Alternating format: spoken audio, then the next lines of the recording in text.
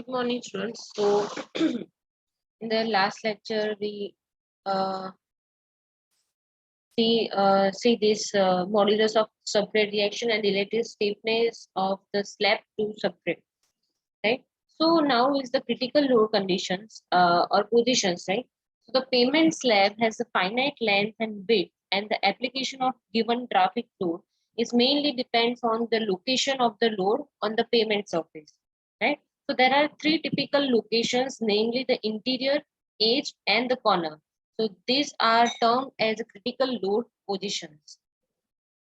So, in interior loading, when the load is applied in the interior of the slab surface at any place remote from all the edges, right? So, it is known as a interior loading, right?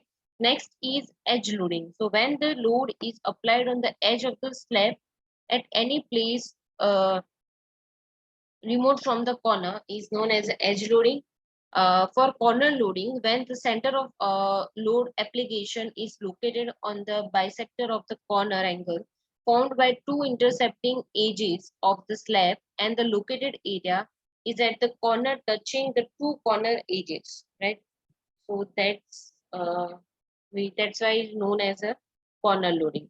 So equivalent radius of resistance section in case of any interior loading, the maximum bending moment occurs at the loaded area, and it acts radially in all the directions. So the load is concentrated on a small area of pavement, and it becomes necessary to determine the effective section area resisting the bending moment.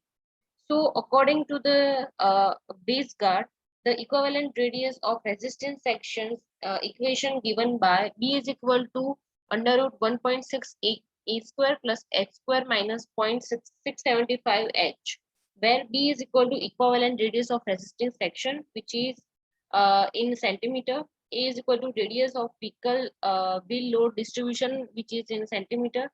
H is equal to slab thickness in centimeter.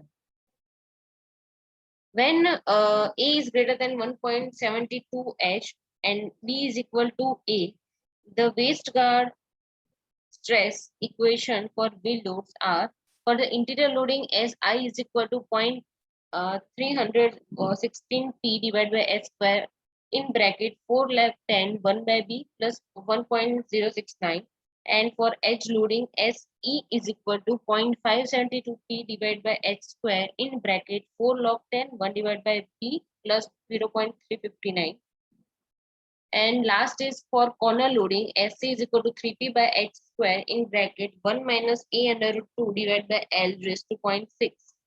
And here SI, SE and SE, these all are the maximum stress at interior, edge and corner loading, which is given in a kg per semi square. Here H is equal to slab thickness, which is in centimeter. P is equal to wheel load in kg. A is equal to radius of wheel load distribution in centimeter. L is equal to radius of effective thickness in centimeter. And last one is B, which is the radius of resisting section given in centimeter. So here some IRC guidelines for rigid pavement design is given, right? According to this two formulas, the analysis of stresses at the edge and the corner regions. So first one is a load stress, which is known as SE. In the critical edge region, equation is SE is equal to 0.529 P divided by H square in bracket 1 plus 0.54 mu close bracket multiply by in the bracket 4 log 10 L by B plus log 10B minus 0.40 to 48, right? Next is a log load stress, which is known as the SC for corners region. In the critical design, the equation is S is equal to 3P 3P divided by H square in bracket 1 minus A under root 2 divided by L raised to 1/2. Here S is equal to load stress as edge region and S is equal to load stress at the corner region. P is equal to design wheel. H is equal to thickness of the cement concrete. Mu is equal to Poisson's ratio. E is equal to modulus of elasticity.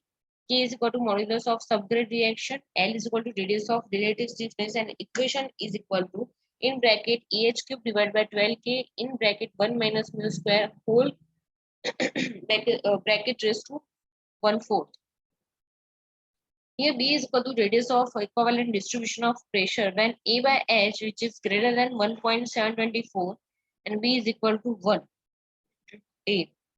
Right? B is equal to equation is under root 1.6 A square plus H square minus 0.675 B when A by H, which is less than or equal to 1.724. So there are two equations, which is one is applied for greater than value and another one is applied for less than or equal to value.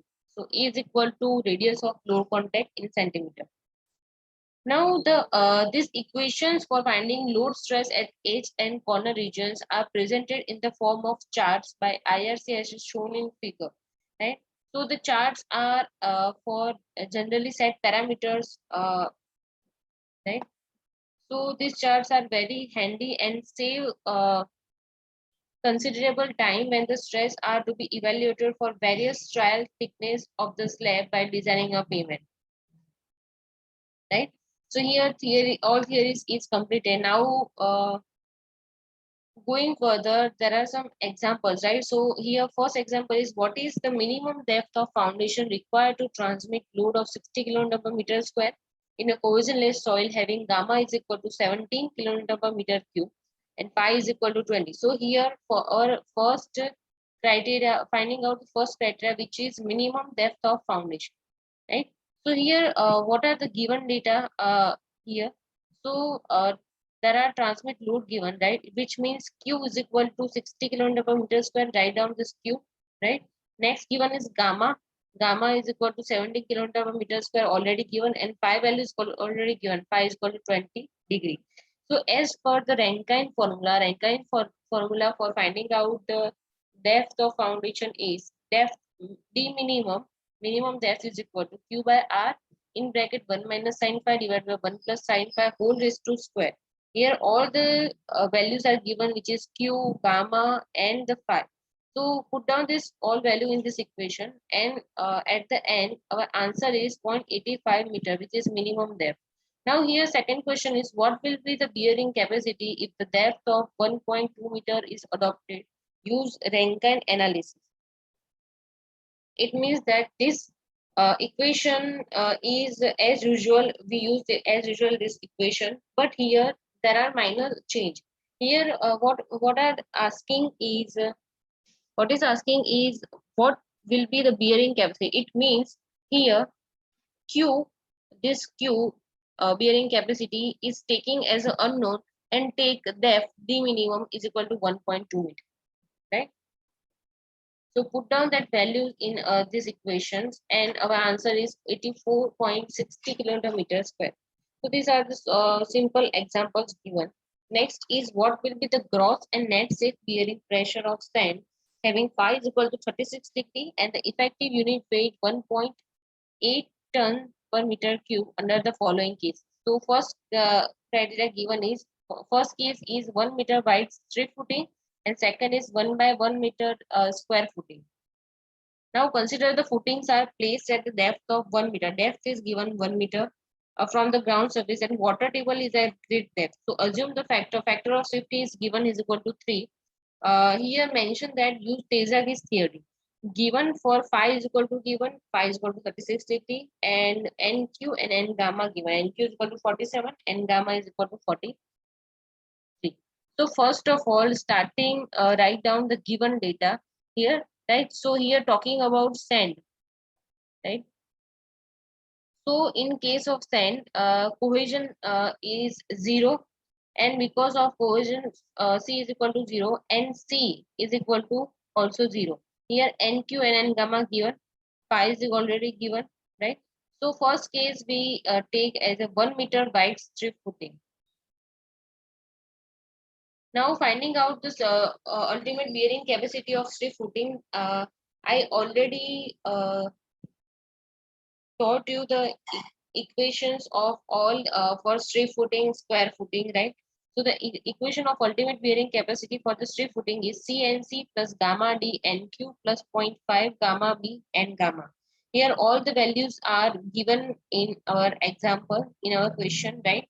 So write down all this value in this equation and our answer of ultimate bearing capacity is 123.3 ton per meter cube, right? Next, finding out is net ultimate bearing capacity. It means QU, take this value minus gamma into D. Gamma is already given, which is 1.8, right? Here, unit weight is already given 1.8 ton per meter cube, right? So write down 1.8 multiplied by the F is also given, which is 1 meter. So our net ultimate bearing capacity is 121.5 ton per meter cube. Now net safe bearing capacity, how to find out net safe bearing capacity? So it's divided by factor of safety. Factor of safety given is 3. So put this value in this equation and our net safe bearing capacity Q and S is equal to 14.5 ton per meter square. Now, if okay, so if we need gross safe bearing capacity, so that's very simple. Simply you write down QS is equal to this QNS, which is net safe bearing capacity plus gamma into D. It means that the original value of Q and U, which we take earlier value, right? For net ultimate bearing capacity, we need the total the value minus gamma into D. Uh, and it's quite for gross safe bearing capacity it takes quite opposite. It means here we take minus, and for the gross case we take plus, right? So our final answer QS is equal to gross safe bearing capacity is equal to 42.3 uh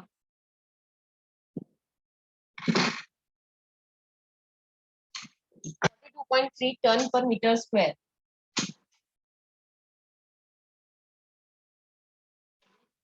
Second case is 1 by 1 meter square footing. So the equation for a square footing is QU is equal to 1.3 CNC plus gamma D NQ plus zero point 0.4 gamma B and gamma. So here our cohesion is already 0. It means this whole equation is 0. Now all the data, other data are given in our questions, right? So put down the data and answer is 115.56 ton per meter square. So Q and U is equal to our value, which is the finding out value of QU minus gamma D. So here it's a 113.76 ton per meter cube. Now QNS is equal to this Q and U value divided by a factor of safety. And after finding out this net safe bearing capacity, we find out the gross uh, capacity, right? So QS is equal to the value plus gamma into D. So here all the same uh, examples are given in your questions, right? So if you have any doubt about this examples, right? So you can freely ask me.